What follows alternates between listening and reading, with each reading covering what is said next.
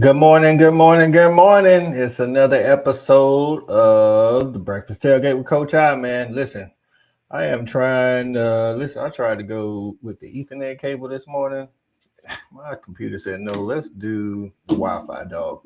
But listen, man, hey, good morning to everybody, man. Y'all see, I'm tailgating with the Gamecocks this morning. You know what I'm saying? Shout out to my nephew behind me. You know what I'm saying? He grinding out there in summer workouts, getting ready for the season. Shout out to Mazio Bennett, incoming new freshman to the team, wide receiver. Y'all be on the lookout this season, man. And of course, you know what I'm saying, the greatest, I would say the best women's basketball player on the planet, Asia Wilson, former Gamecock. That's right. We're going to talk a little WNBA, a little NBA trade frenzy, and some Gamecock football. So, man, let's go ahead and get this party started. Y'all know how we do.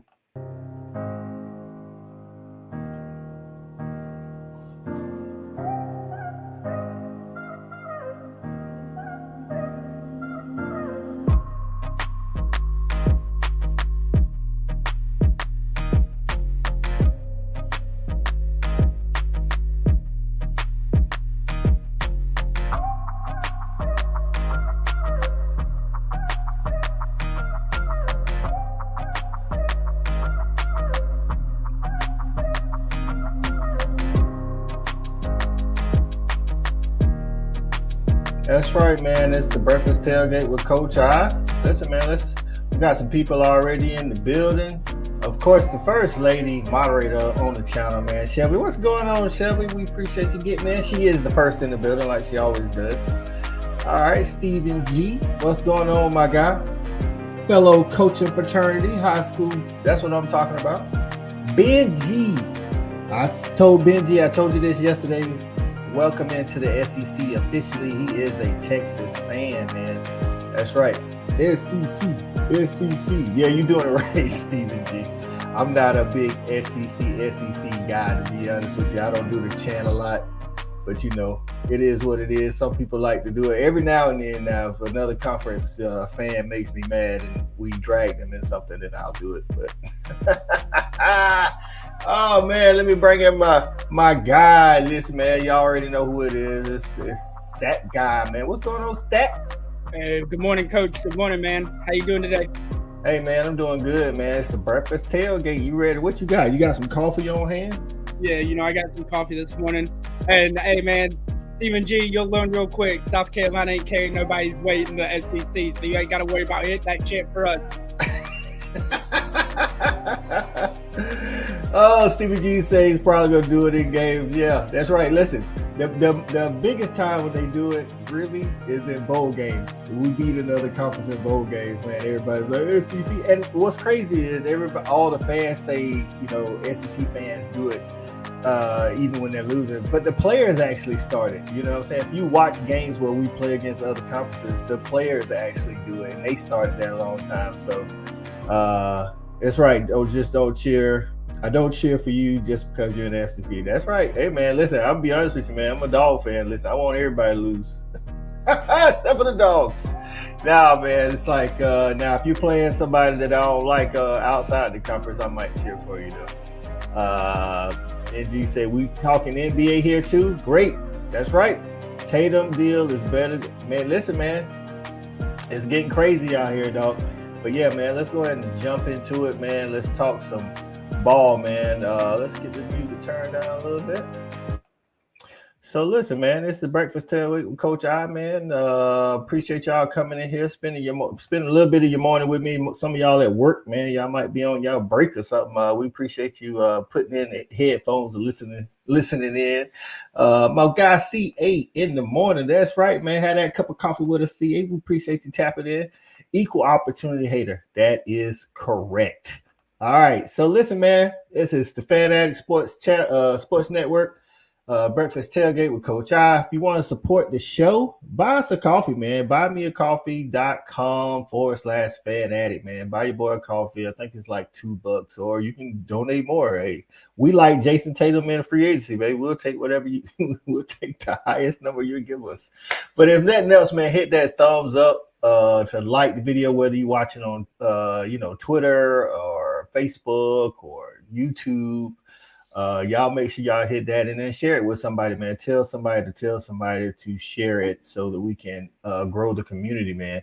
Also, looking forward to, if you are a Dog fan or just want to know about the Dogs, tonight at 8 p.m. Eastern time, we'll Respect the Hedges live stream with me and my co-hosts, all former Georgia players. We'll get that going every Tuesday. And then this Saturday night snap count, where I got a panel of content creators all representing the Power Four conferences. We'll be talking Big Ten football this weekend, man. So, hey, man, we're going to talk a little NBA, like I said, trades, WNBA, and some college football, man. We got a special guest coming in tonight. He's a former Power 5 D1 player, man, you know what I'm saying, and played at Washington for a little while and got into some coaching, some law enforcement, now get back into coaching, man. So we're going to bring him on in, man. It's our guy. Hey, listen, man, he played a little safety, so he can he's a tough dude, man. So we'll bring him on in. Jake Murray, what's going on, Jake? What's going on, man? What is going on? It's a pleasure to be here. First time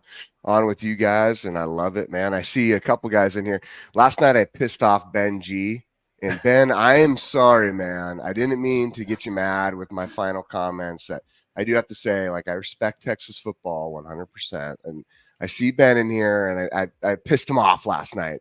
But other than that, you know, it was a good time last night. But over at Around the Table Sports. But it's awesome to be here, man. Like, I watch you guys and always been kind of tuning in, and obviously got connected through all the different guys getting on here talking sports and football, and so it's an honor to be on with you guys. Okay, good, Ben. Glad you're not mad, man. Benji's a cool dude, man. You know, I know they give him a hard time over there on a lot of the OU, you know, channels and stuff like that. But this fan ad, we talk all college football, so Benji's more than welcome over here. So Steve's gonna get it riled up this morning. Steve's always awesome. I see Steve on the different channels I jump on, man. Steve's funny, man. Stephen G, man, loyal supporter to the channel as well, man. He's an OU fan, but he's always horns down for him. So you'll see a lot of that in our comments, you know, fans going back and forth, man. So let's start out, man. The NBA had a wild day yesterday. I think it kind of got started earlier in the week when they got Mikal Bridges was traded to the Knicks. I think we can call them the Villanova Knicks now. You got 4 Villanova guys. I don't know how they're gonna work that out though. You know, they still got what's his name, OG Anunoby over there. You got your boy Randall, Julius Randle. That guy, how they gonna work that out now? You know, the Villanova Knicks, they known for when it was in college, it was all guards. They ain't care about no big man, but Julius Randle might have something to say about that. Yeah, you know, there was talks though during the year that they were talking about dealing him. So I'm not sure that he's guaranteed to be a Knick by the time October rolls around next year. But I will say this: now obviously they've all kind of done their own thing in the NBA, but you just brought 4 dudes with real chemistry that know how to win and put them together. You're gonna figure it out around them. Obviously, that's in the game plan. Stephen G, are you saying the Knicks lost Josh Hart? Oh, that's like he's like a glue guy. You can't lose the glue guy. Like he played like, you know, a crazy, absurd amount of minutes in the playoffs. If that's correct, then wow. That is well, they still got 3 other Villanova guys, but I think he's I know you know, the rest of the other guys are good too, man. But Benji says, Jake, are you brother of Max Merrill? No, man. I don't know who Max is, sadly. Sorry, man. Shout out to Kill. What's going on, my man? Yeah. Let's see. Here we go. Let's see. Isaiah Hartenstein just didn't want to spell the name. Oh, I was about to say, boy. I was like, how'd he go? Okay, Isaiah Hartenstein. They had to lose somebody. I mean, you can't keep all of those guys. You know what I'm saying? And I'm with that, Jake. You know, they Julius Randle.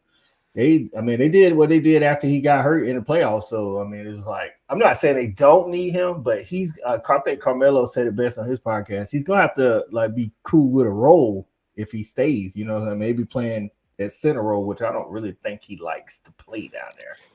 Yeah, that's a good point, man. It's going to be interesting to see too, like just in general, you know, it's crazy with the NBA, like how they go after as far as these teams, and you have like your group of teams, it feels like who are your powerhouse teams. And then it's constantly rotating based on, you know, to be honest, like that money aspect and who wants to win a championship and then who wants to get paid, right? So, but I mean, that's a very like who's ready to be in like the Hall of Fame, and it's like, okay, is that because I think the hard part for me is I miss the days. Yeah, I grew up in an era where like you still had Seattle Supersonics, right? And like I could watch Gary Payton and I could watch Sean Kemp, and like the Bulls were the Bulls, and yeah, it's interesting today watching like the NBA and the different teams who come out. And I mean, it's been going on where you just don't, I don't know if it has that same, like feel to it as it used to. And I've always wondered if it's going to roll back to this, like this basketball like mindset where the game was a little more, I don't even know how to say it, like a little more tough, physical. Yeah, I mean, you know what I'm saying? Like, not in like not in like a crazy way, but man, I just miss those games. Like, well, they changed a lot of the rules so that you can't, foul and hand check and stuff. And then if you look at the NBA draft, Stat Guy was talking about this. I mean, France took over the NBA draft, so it's like the internet. I get it. We made the game, international, and I like it. I like it for the scoring purposes, but I still would like somebody to be able to put a little hands on you every now and then. Otherwise I'd foul out like nonstop. Like I was physical. Like, I played like a power forward. I would have failed out all the time. That was what I was going to say though. We talk about like Wemby and what he did in his rookie year. Yeah. Could you imagine him going up against Bill Laimbeer in the 80s? Like that dude would have got broken half. Like 100, man. Well, I mean, you look at too. Also, it's interesting, and I wonder if those change because of the type of athlete you see, right? Like we've consistently seen these athletes. Granted, I do think back during the 90s, really 90s, maybe or late 80s, right? You did have some guys out there who were still like beasts. I mean, we can look back. You think Patrick Ewing would be weak compared to all these, you know what I'm saying? But I think you look at the majority athlete, you see somebody nowadays, even LeBron James, he can do it all. He's still playing the game at a very high level. This dude size wise is at, like muscle wise and how big he is a freak, right? He'd be able to play that game at a physical level. And I think that's what you wonder, like, okay, is that why everything continues to change, right? Because the athlete continues to evolve. But maybe you got a point, and like I know LeBron spends millions of dollars on his body, taking care of his body, and he's like one of one as far as that's concerned. But he also like he takes a beating, but he don't take a beating like late 90s beating. You know what I'm saying? Like they was like beating people up, and maybe that's helped. The game, and a lot of these players are playing a little bit longer. Now they ain't doing it at a high level like LeBron, but like I mean, Klay Thompson getting traded. I mean, Klay ain't the old Klay, but he still can get you some buckets. So how you feel about that stat? You got him going to Dallas, and you got Paul George and Mo Bamba going to Philly. Yeah, the Paul George one didn't make a lot of sense for me. But I don't hate the Klay move. I don't know. I think he's kind of over the hill, but even if he combined to being a guy that maybe he starts, but he's not playing 34 minutes a game, maybe he's closer to 30 a game or 28 or so, he's a floor spacer. And so you just put him out there to stand on the wing or in the corner and let Luka do what Luka does. And now you give him another option to kick out to. So I definitely like it for the Mavs and for spacing, but it's weird. When I saw that he had been in the league 13 years, I was shocked. It doesn't feel like Klay's been in the league for 13 years, but it just goes to show we're potentially 2 to 3 years away from having a major turnover haul in the NBA. And what is that going to look like? You're going to see a lot more international or college kids stick around instead of just being there a year or two and going back to G League or being out the league, because there's some big names across the entire league that you could realistically lose within the next 2 to 3 years. That's facts. Shout out to Lance B, man, getting in with breakfast tailgate, man. Lance said he hate to sound old, but it definitely isn't like when we were coming up. That is correct. Now, Kim says LeBron doesn't play D at all. He wouldn't fit back then.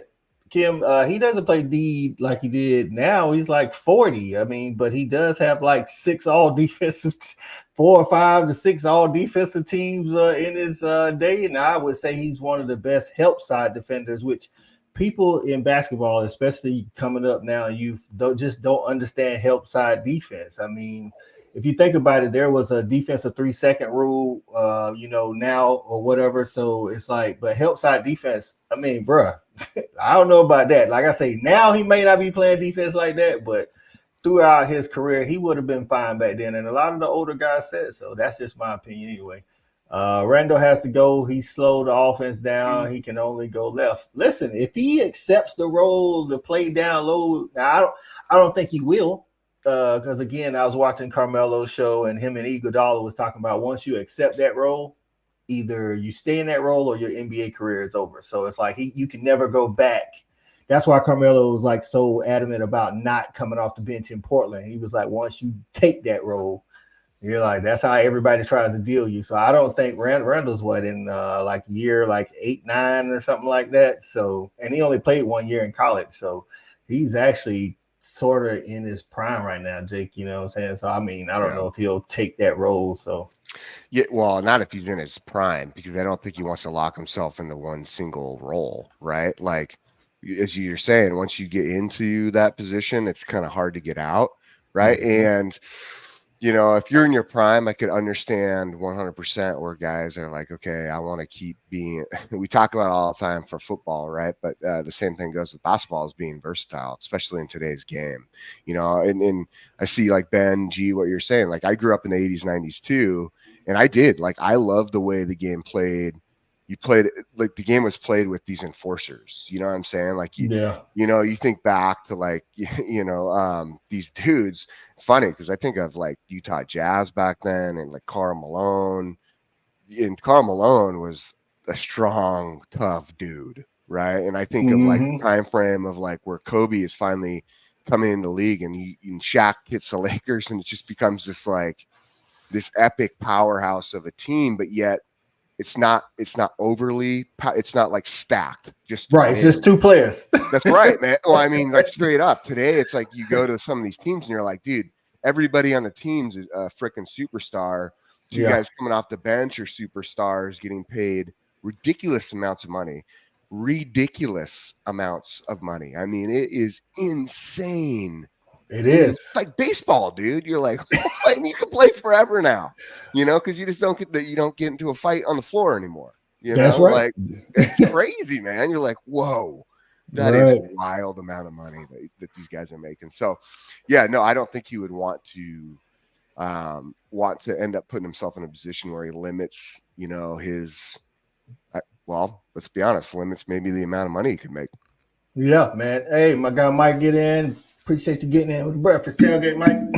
He said LeBron mastered the art of conserving injury and when to use it. He has, and this is what allows him still to average over 20 plus points. Again, there's some people that played when they was 40 and stuff in 20 years and stuff, but they wasn't playing at the level that LeBron is. Like, still, the fact that we still look at LeBron like, why didn't you win the game, or why didn't you do this? Like, the fact that we still hold him that high. You know what I'm saying? Says his greatness. Shotty says he can't play. Talking about Julius Randle. Listen, when they was at Villanova, all they needed somebody to rebound and run the floor. I think he can rebound and run the floor. I mean, I'm just saying. You got to do, dude. Now, he can't defend like a Joel Embiid on a consistent basis, I don't think. But that's why you go out there and get one of those, bench guys, bench players, and come in and give up his 6 fouls. Let's see. Benji says Karl Malone with the high elbows. Listen, you had to watch. You had to stay watching out. What's going on, B. Shaw? B. Shaw said Karl Malone could score. The real enforcers was Mason and Oakley for sure. For sure, the old Knicks was Mason and Oakley. Rick Mahorn, right? Rick Mahorn in the. Oh my God! Like y'all, like you talking about foulers? Like dude, could he stay the whole game, man? So, oh man, that's crazy. Man, but the NBA's been wild. Go ahead, Jake.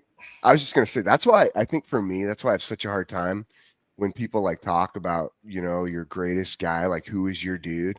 And I'm not trying to turn this into a new subject because I know this will get everyone flying, but that's why I have a hard time not saying Michael Jordan.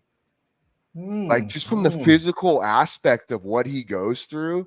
And dude, I mean, that dude being able to fight through what he fought through and still do what he did at the level of physicality that game was played. And trust me, man, I remember this dude I played for. I was telling you guys before the show, I played AAU basketball growing up. Basketball was like my first love before I became football. How I played football, that story is actually hilarious, but that's another time.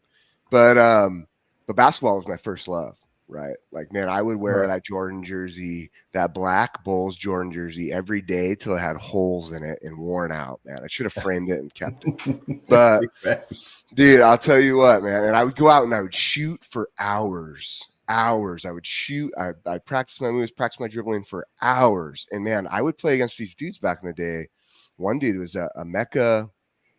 I can't remember what his last name was. He ended up playing college ball, Division I college ball. I think it was for either WSU or Gonzaga. But this dude, he was huge in the AAU league. You know, you always get those kids in AAU. I don't know what it's like as much today, but back then you would always get like one or two kids who were just like stacked. They were dominators. Yeah. And this dude would play the game with just pure aggressive. Like, you get into the lane, man, and you just knew like it was going to be physical as hell, right? And it makes me think back to the day, and that's like that style of play. Like, you see a guy like Jordan who would come down the lane, and like these dudes would just go after him. They just try to mentally go after him the entire game, and you can't do that anymore, because if you do, boop, you're out. Right. You know, listen, we'll have a show and we'll debate the GOAT. And LBJ and listen, the GOAT and favorite players are two different conversations. My favorite player is neither one of them. But Kim, you need to check different stats on the clutch gene. LeBron actually is the best in the last 2 minutes of the game in the fourth quarter. I'm just telling you what the numbers say. I'm just tell you. And I grew up a Jordan fan, so but he's not my favorite. We favorite and GOAT is two different. I think people are good in their time because people say Michael Jordan's the GOAT, but you can't discredit what Kareem did, and you know what I'm saying. And I mean, if we just talking about individual players, Wilt Chamberlain probably one outside of LeBron. Yeah. It's probably the best athlete to ever play in the NBA. But you know, that's for another show, man. But let's talk about. Sorry, guys. Sorry. Hey, go ahead, Stat. I was gonna say, throw Shelby's comment back up there real quick. Who's Shelby about the Malice in the Palace? Yeah, man. Hey, look, if we see that, we got to show some love to a fellow South Carolina boy. Shout out to Jermaine O'Neal, Columbia High School basketball legend. Hey, man, look, the Malice in the Palace was a sore out for basketball, but anytime we can shout out a fellow South Carolinian, we take our chances. Yeah, if you didn't, I'm assuming everybody in the comments is old enough to remember the Malice in the Palace. That's is crazy. It was crazy. If it weren't for number 23, folks rightfully would compare LeBron to Magic. That is a true comparison. Mm-hmm. I've always said that. I think Magic and Pippen, like, you know what I'm saying? I think LeBron's a more like a better Pippen, better scorer type deal, but not to change the subject, then boom. Sorry, everybody. My bad. It's a great morning show, though. Love it. Didn't mean to keep rolling that way. Listen, man, talking about basketball greats, man. Y'all saw what I was telling. If y'all joined the show early, y'all see I'm tailgating with the Gamecocks in the back. One of the the greatest women basketball player on the planet currently is A'ja Wilson, man. Let's talk about the WNBA. And before we get into the Reese, Clark, and all that other stuff, we definitely go on the Fan Addict. We always go start out by showing love to my favorite women's basketball player, and that's A'ja Wilson. A'ja is the GOAT, man. Listen, A'ja is on her way to breaking the points per game record in the WNBA, 26.9 currently. She's on her. I don't see why she doesn't win another MVP stat. It'll be a third in 5 seasons. What you thinking? You're a Gamecock, so I know you love A'ja Wilson. I mean, you're looking. She's on her way to a third MVP. Realistically, she's on her way to a third Defensive Player of the Year. She's going to take a little break this summer and go pick up some more jewelry over in Paris, and then she's going to come back and go hunt down a third championship in a row. It's just, the thing she's doing right now is just so different. Like, the level she's on, it's just crazy. She had a streak of like 21 or 22 straight 20-point regular season games. Mm-hmm. That finally came to an end. the other day. But the team won by 17, so who cares? Like, Right. that's the biggest point is it's not like she's out here stat chasing. I mean, she just does what it takes to win. Obviously, they were kind of struggling a little bit, but Chelsea Gray's back. But yeah, she's just been on her villain arc right now. She's been balling. Right. If they can get healthy, I think they'll make another run for the title. Mike, I'm in agreement. He says Asia quietly busts her heads and win the ship. Like she doesn't, like you said, Stat, she doesn't do it like in the media doesn't chase her down like, they're doing some of these rookies, man. But I mean, at the end of the day, Asia is the best player on the planet, man. Like, and she's added the 3-ball. Listen, when she gets really consistent with the 3-ball, how they gonna stop Asia, man? They already can't stop her in the paint. Listen, Reese gave it all she had, but listen, man, she needed a couple more years to get with the GOAT. The GOAT says Reese played good though. And then tonight, listen, man, Caitlyn, they won't be matched up 1-on-1, but the Fever get a little taste of the Aces tonight at 9:30 Eastern time on ESPN. If anybody wants to check that out, Jake, Asia, she's doing the thing, man. She's doing her thing. You know what the thing I respect about Asia too is like you watch her. You're right. She's not one to go spotlight herself. She doesn't need to. She does it all with her action through play, right? Something I massively respect, but also the way she gives credit. You know what I'm saying? Like one of the things that's interesting with her is like you're not going to find her necessarily dogging people, right? Like she, again, you people who are great at what they do, especially athletes, but you look at the way they go about their business. Okay, maybe once in a while there's some fun little back and forth, but for the most part, they're very much like, you want to talk about that professionalism, that mind of a champion. They're not focused on what you're necessarily doing. They're focused on how they can continue to improve and get better. Like they don't stop learning, right? Mm-hmm. They don't stop like pushing themselves to be the best they can be for their game and how they complement their team. Very interesting right there, because I think that's what Asia does really well, right? And why her team can continue to be successful. You could throw her out there. She could end up being like, again, we talked about what we just talked about over at the NBA. I'm not going to get into the greatest again, but at the same time, you look at the way these different guys have complemented their team to help them win. Who has done better at creating a team and giving them the necessary piece, but also playing to the style of the team and having the pieces in place to make sure that as one, they can win championships. I think Asia does a very good job of that, and that's why she's in those talks and will always be in those talks for, one of the greatest. Like she's good. Right. Listen, Stephen G has good points. China does have like a 7'3", 7'5" center or something. What is it, Jeff?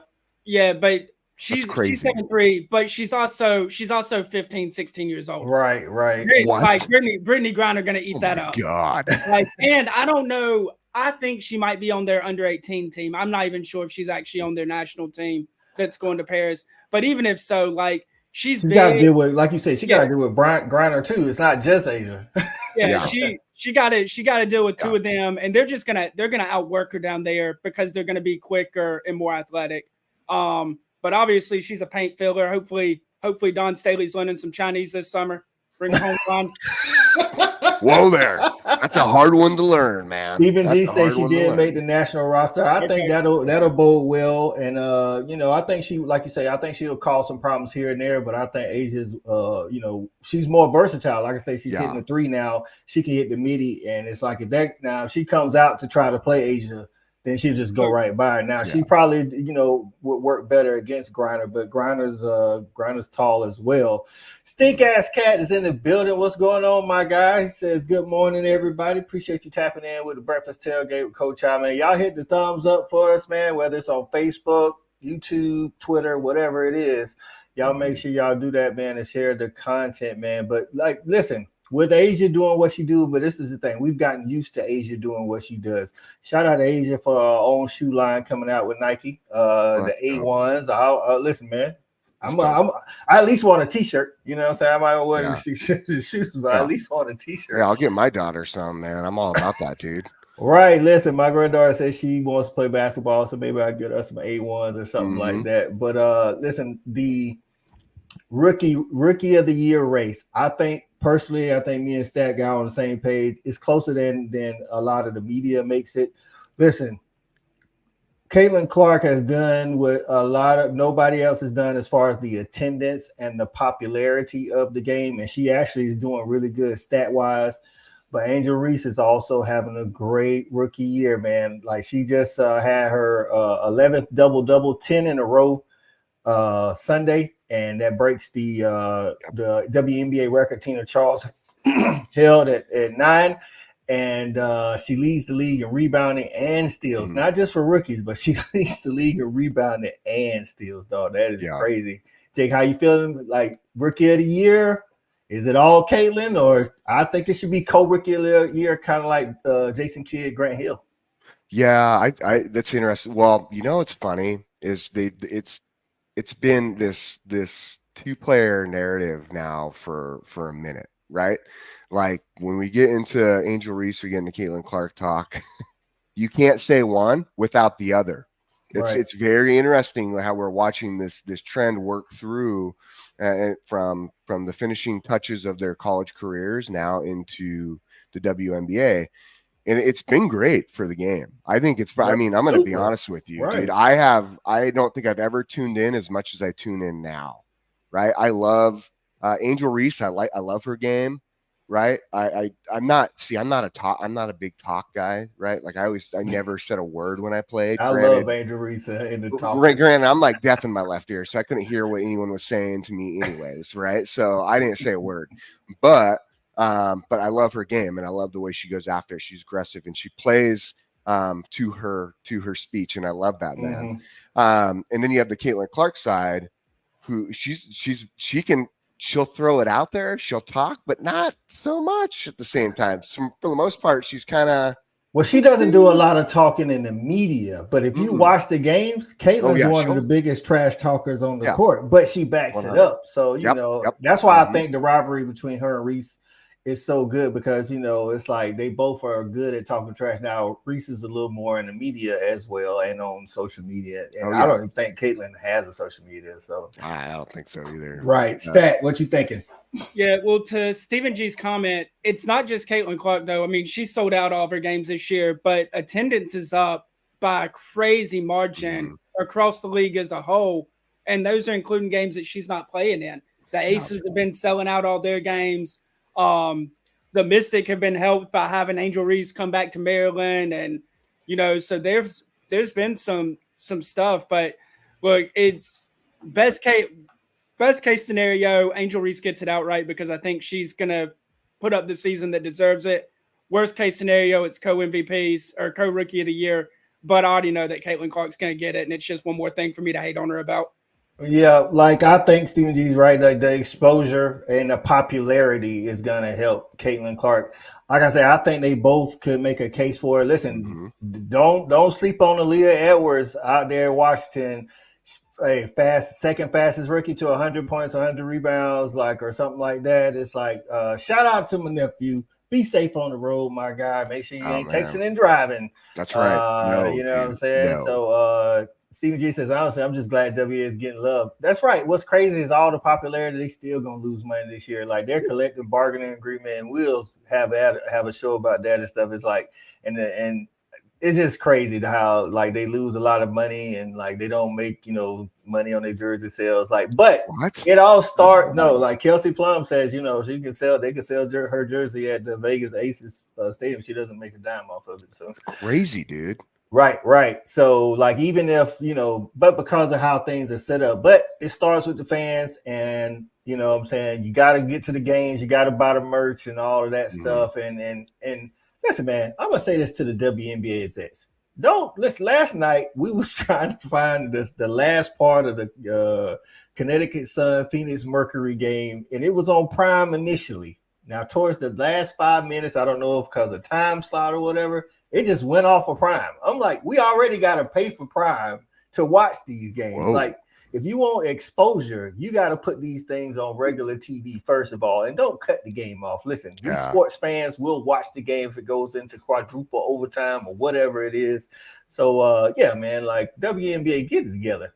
Says all sellouts and they still finish over. That's right. That's right. They're still gonna finish in the red this year. It's crazy, man. It's like they got to get their their marketing is horrible. That is right. Their marketing, and hopefully with this new wave of talent that they have with Reese, Clark, again Edwards, Leah Boston, who was Rookie of the Year last year. And Cardoso. Listen, South Carolina's definitely, and Dawn Staley's definitely helping the game of women's basketball. They're just putting people in the league. Like, listen, it was so funny. If y'all didn't see it, man, try to find the reaction that Dawn Staley had when Asia Wilson blocked Camila Cardoso. She was like, "No, you don't block Cardoso." It's like two of her own playing against each other. I'm gonna fight her. Like, I'm a fighter. Like, you know what I'm saying? So Lance B said they need to work out better deals. Yeah. The lower period for sports, so slots will be open. Yeah, that's right. And it's like it is a huge lower period for sports, so they could really take advantage of that. Mars Jam in the building. What's going on, Mars? You know what I want to say real quick, Coach I, is this. Like, I have two little girls, right? Okay. Two little girls. And we look at women's sports and we see like this excitement, especially now with the WNBA. But even like for me, women's softball, that's with college softball. Like I think this year was pretty exciting again. Oklahoma's very dominant, but it was exciting to watch, right? But then you also look at like women's volleyball.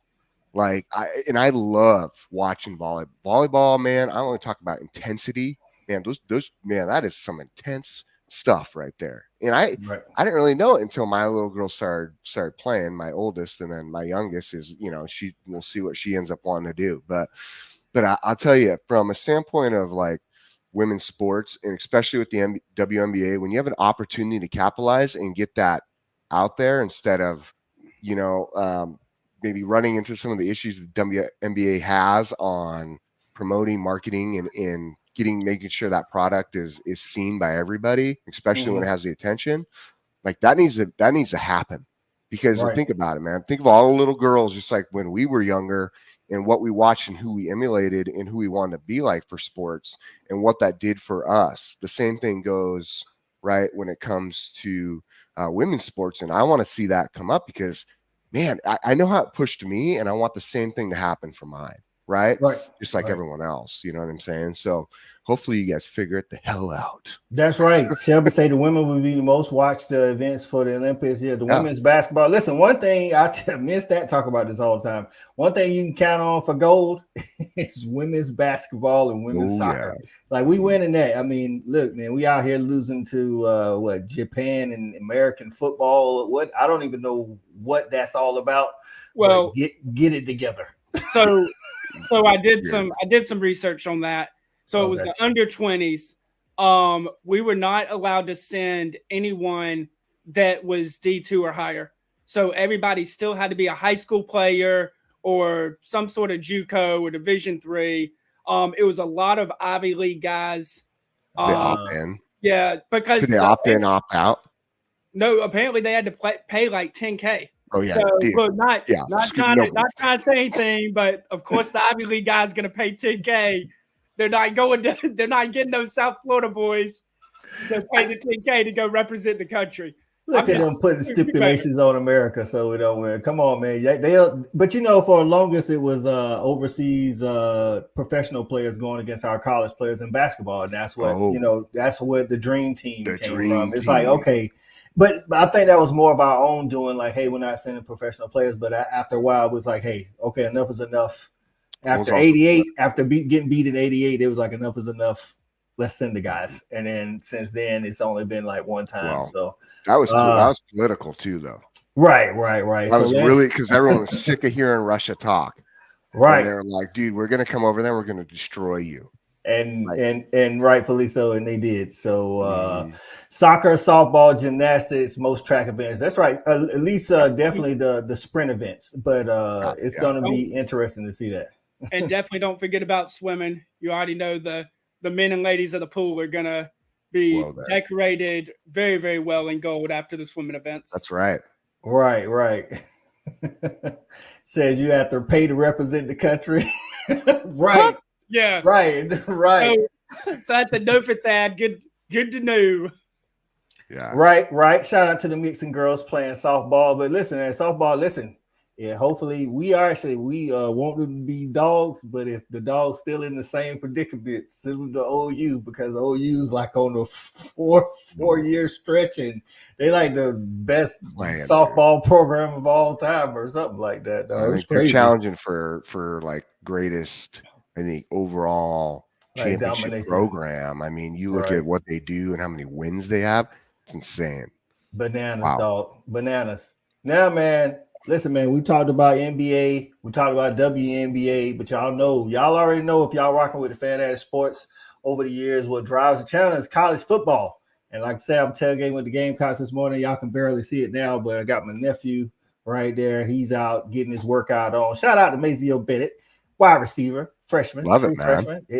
Listen, we hoping he's gonna be starting, but I definitely know he's gonna be in the too deep. But hopefully get that start role.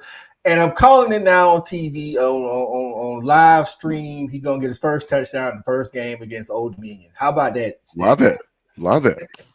I would love to see it. Look, I've been telling you all along. Everything from camp says that he's going to be starting in the slot for us.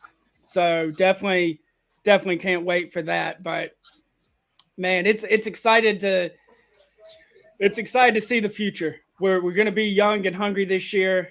We don't play Georgia and Florida and Tennessee this year, so should be very interesting to see what can happen down in Gamecock country. I don't know if you saw Coach I, but Nick Emery, the safety out of Irmo, was talking that noise the other day about how good the defense is going to be. Big facts. I saw it. Shout out to Stink Ass Cat with the super chat. He says OU is going for the 5P in softball. I don't doubt it, to be honest with you, man. Like I don't doubt it. And I listen. You gotta be impressed at what they're doing in one sport and how dominant they being. Like Jake was saying, they're turning into one of the, greatest would you say runs of all time or whatever. Yeah. And before we move on again to the South Carolina, says UGA needs pitching. OU turn girls away. Like, listen, for real, that's what I was saying. Like, you get a softball, offer from OU, you doing something, dog. So yeah, man. But man, Nick Emery is out here talking that talk, man. He says it could be one of the historic Gamecock defenses. Now, that's a big talk, dog. Like, because while we all know growing up, what Spurrier did to the Dogs and everybody else along the way, he was an offensive guy. You know what I'm saying? But when he was at South Carolina, his defenses was more known than his offenses. And that stretch from like 2009 to 2013, I mean, we can reel off names for days. I mean, you had All-Americans, you had first-round draft picks, you had all SEC guys. To say it's going to be a historic defense, or what are you thinking? I don't know about historic, though. Yeah, because when you throw the word historic around, bro, now you're making me turn back the clock to the 80s, thinking about the days of the Black Magic, and it's like, look, our defense was horrible last year. So how do you go from being bad? We haven't stopped anybody from running the football for 3 years. So how do you turn the page from I can't stop halfback dive to historical defense? Like that seems like a jump for your boy, but we'll see, man. Look, our defensive line we're probably going to start about 16 defensive tackles on the defensive line this year. So I don't know how we're going to do it. I guess we're going to play 25 people, but the defensive line is going to be good. Everything I've seen, read, and heard about the incoming freshman Dylan Stewart, the 5-star DN that we got, he is a man-child and is ready to perform week 1. The secondary should be fine, but the biggest question mark that's been the last couple of years has been the linebackers. Obviously, you got Debo Williams coming back, leading tackler, but you lost Stone Blanton. To the portal. Lost Pup Howard to the portal. He's back home at Florida. Was high on him. Bam Bam's been hurt, it feels like, every day for the last 3 years. So I don't know. It's just too many question marks for me to think historical. I hope they prove me wrong. I hope they're that good. and they all believe the same thing he's saying.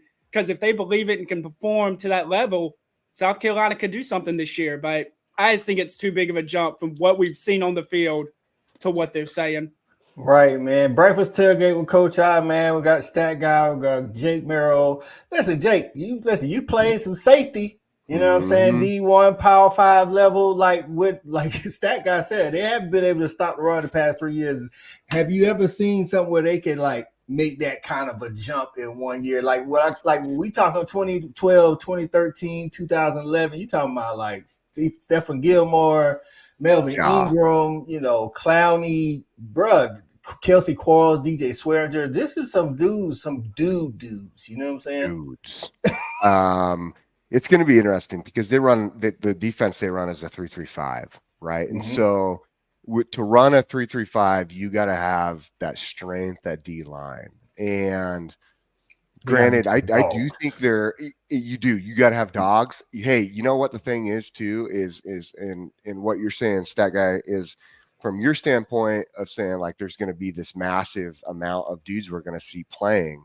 I would hope so, because if you don't have a dude like one or two that are your main like blow up dudes who can maintain a gap, right? From a standpoint of saying like we're 2-gap guys, like, or we have to be double team guys, right? Like, when we step on the field, like we command that presence, because the whole idea, it's the same thing as offense on defense, right? Is you want one-on-one matchups, or you want to have +1 in coverage, right? +1 in the box, +1 in coverage, +1 in the box, +1 in coverage. The way you do that is by anchoring your defensive line, right? It's all comes down to having a baller defensive line. So if you don't have that, you are going to have to rotate in order to keep guys fresh to play fast at a high level throughout the entire game. Now, if the depth is there for South Carolina, and forgive me because I don't know South Carolina as well. I think I was saying that earlier before we even got on. It's interesting because I don't know if South Carolina, we look at a lot of teams that we typically talk about, whether it's Georgia, whether it's Bama, whether it's LSU now, especially with Oklahoma and Texas entering in the SEC, we're going to have a lot of talk there. But for some reason, I mean, obviously no one's talking about Vanderbilt, no offense to them, but the truth is it's just no one's talking about them, but not gonna. But South Carolina, they're one of those teams, right, that like you feel like they're always on like a cusp of wanting to be discussed, right? More so than they've been. I really like Shane Beamer. Like, for me, I think Shane Beamer is a good coach. I think I'm going to be honest with you, I think he has the right mentality. I think he recruits well. I think he has the youth that he needs, right? Or that program needs to bring in guys. And I like Shane Beamer. So for me, I'm kind of rooting for him too. Not to mention, Shane Beamer is not scared to say these are areas I have to work on.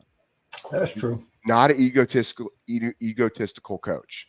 So, I mean, I brought it up before. Shane Beamer has an article where he talks about before Caitlyn DeBoer got hired at Bama that he wanted to meet with Caitlyn DeBoer to figure out how he does what he does winning wise.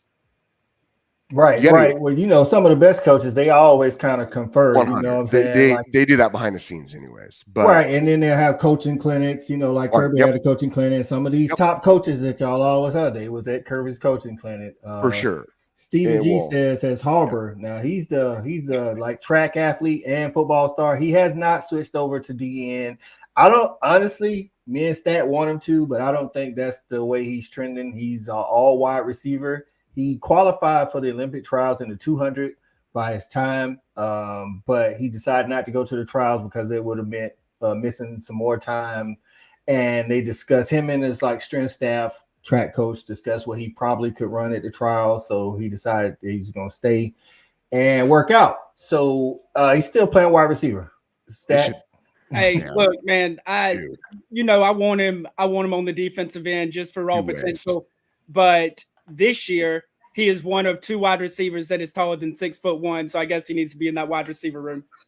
Right.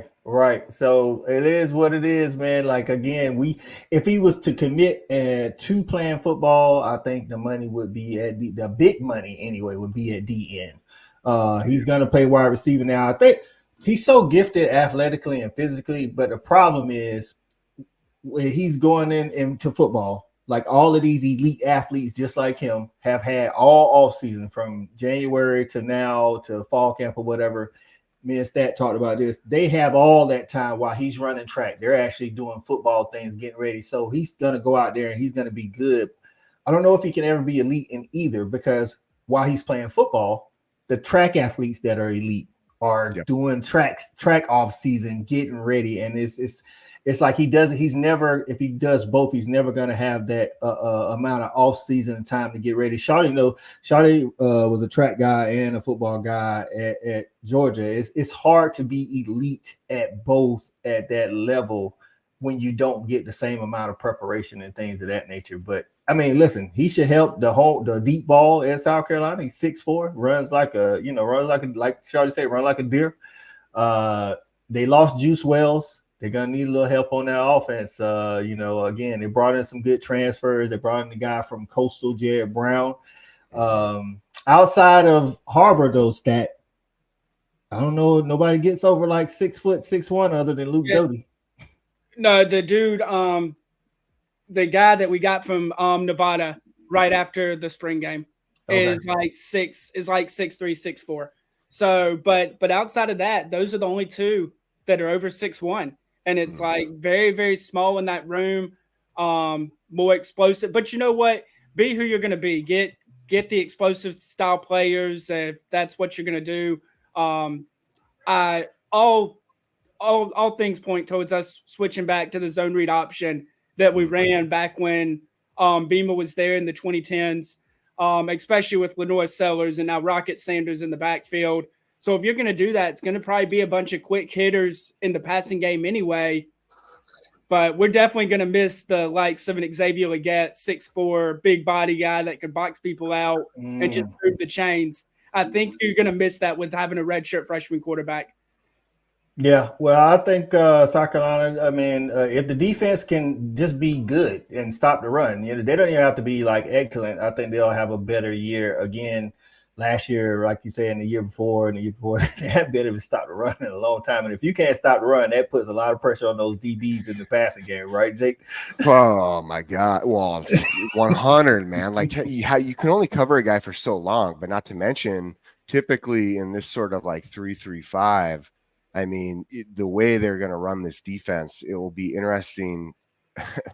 It'll be interesting. I think that what hurt them last year, right? Their secondary was not very good. This year, they should be a lot better, though. Secondaries are interesting things because from a defensive back standpoint, you can go 1 year and look like you are the worst of the worst to get torched. The next year, all of a sudden, it all clicks in and you got that experience, and now you recognize little small things, and those little small things make a huge impact in your game, right? And so I do think from South Carolina's standpoint that the secondary this year that's going to look really good. So I could see where Nick is coming from, where he's like, man, we feel ready. The part that you need to make sure you're ready at, and the only way it works, right? Your secondary could look amazing, but you better have the big men up front to really blow stuff up, right? Like I talk about this a lot with Georgia. Georgia is key if they have the big men up front, their secondary, everyone else around them thrives. That's why their defense is amazing, right? It's because they get the big dudes and they know where it's at. They know where that block destruction point is, which screws up everyone else's timing. And in turn, now those linebackers thrive, and even more so, you see these defensive backs come out who are ballers. That's why we see the type of DBs coming out of Georgia, right? But that's where I think is key, and it's interesting because you know who runs this defense is Brent Venables over at Oklahoma. They run the 3-3-5. Yeah. Right. And so we're going to see this year, right, if they also are going to translate, because they needed to stack defensive line was an area that they needed that help in order to improve. They got Demonic Williams over there, which should help them a lot. Now you need more than one dude. So it'll be interesting to see for sure. But I like their secondary. I think they're going to do really, really, really well as long as they get that push up front. And so that was one thing about last year. We were replacing a couple first round guys, and then the injury bug got us right before the season started in those first couple weeks of the season, and we were already going to be young. The big thing is Beamer living in the portal went out and got some proven commodity to add into that secondary to go with this younger talent to help pull them along. So I think that should help see an immediate impact. As far as like that guy in the middle clogging things up, the guy for you to keep your name on is going to be Taka Hemingway. Came back for a 5th year. He's an absolute load in the middle. And I just like the passion he plays. Like everything he does, it just looks fun. It just looks like he enjoys playing football. And I like guys that kind of play with that kind of passion and just leave it all out on the field. Yeah, man. Him away. Alex Huntley, maybe he can put it all together. He's in his 5th year. And then you got Debo Williams again, transfer, graduate. I want to say redshirt senior transfer. You know, that guy like got some definitely some senior leadership on their defense.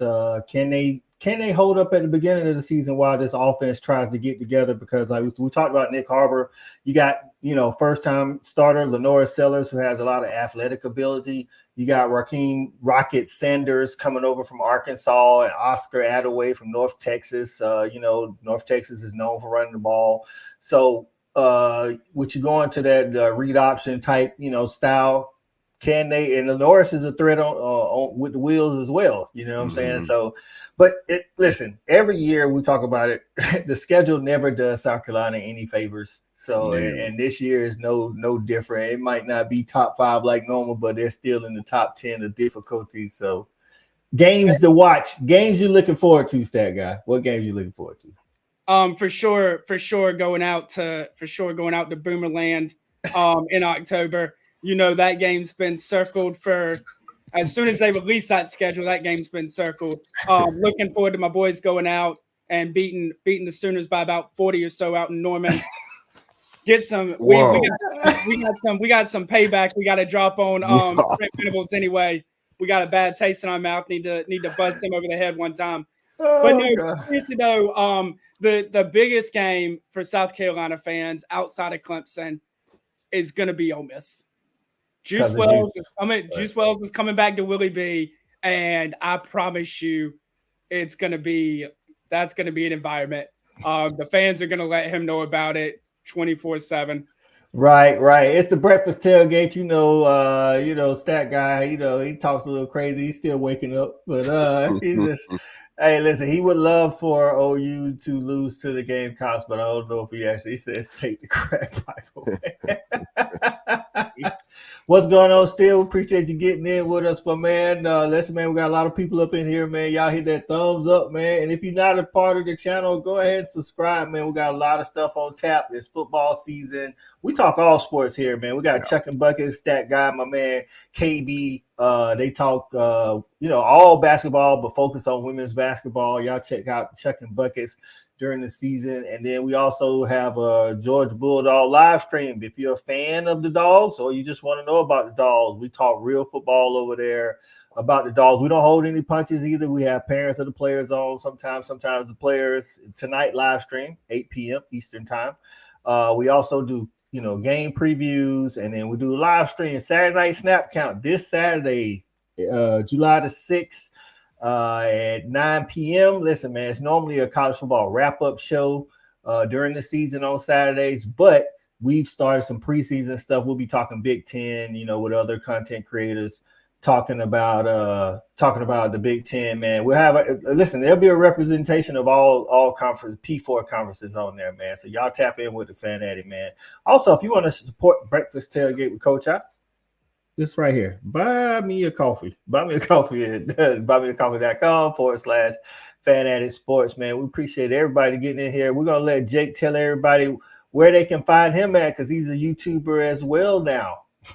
Yeah, feels crazy, weird, man. And like I've said, I never thought I would do this, period. Like, I don't know how I ended up here. I don't know how I have this mic. maybe it could be taken away sometimes, maybe not. I don't know, but maybe last night it could have been taken away. But but no, man, it's fun. I love getting on with different guys who love the game, not just football, right, but all sports in general. Like I said, I grew up playing sports, whether it was baseball, running track, playing basketball, and football ended up being my niche. But you can find me now down below, right down here, as you can see, at Coach J Mayer. If you type that into YouTube, you type it into Twitter. You can follow me on Twitter. On YouTube, you can see my page, right? And that's Set the Tone. And I like talking Alabama football. I like the history there and some of the things. So I'll talk Alabama football, especially with them coming from University of Washington now over to Alabama. There's some connection there for me because that's where I played. All right. We see it. I got respect for those guys. You got to remember, like I knew Sarkisian. So, but at the same time, I'll talk all college football because that's my thing, right? That's what I know. That's where I've put my time and mastery into. But I like all sports, and we'll jump into different topics. So, new page and just getting started. So. That's right, man. Y'all make sure y'all go over subscribe to Coach J Murr. That's all caps, man. Coach_J Murr, Twitter and YouTube. Y'all go out there. And again, former player talking real ball. Y'all know how we do at the Fan Addict, man. We like to talk. Listen, shout out to my guy Shouty, man. I saw the short you put out there. We talk football. We don't talk around football here, man. Listen, I can list you a lot of channels that can give you a lot of the off-season stuff, but when we talking the game itself, we like to talk real football, keep it a buck, regardless of whether it's the Dogs or anybody else. Stat guy, got anything before we get up out of here? Yeah, man. Hey, look, I saw my boy Cannon's comment. I am a dreamer. Hey, if I don't believe it, nobody else will. So, hey, man, look, y'all. When it comes to South Carolina, y'all take about 5% what I say seriously because I drink the Kool-Aid hardcore. I'm definitely part of the cult. Right.